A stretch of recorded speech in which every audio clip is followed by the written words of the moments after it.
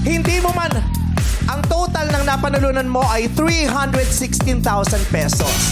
Hindi mo nakuha yung 1 million. Gayon pa man, mahal na mahal namin kayo. 300 lang ang nakuha mo. 1 million sana ang gusto namin ibigay. Yung 700,000 na hindi mo nakuha, paghahati-hatian ninyong lahat. Lahat ng naglaro ngayon, ang mga kapamilya natin na nasalanta ng bagyo, maghahati-hati sa 700,000 pesos para sa pagbalik ninyo sa inyong mga bahay, sa inyong mga lugar ay may panimula kayo. Wow! Naway makatulong po sa inyo ang perang yan, panimula. Sana makadagdag na ito ng pagpapangiti sa inyo.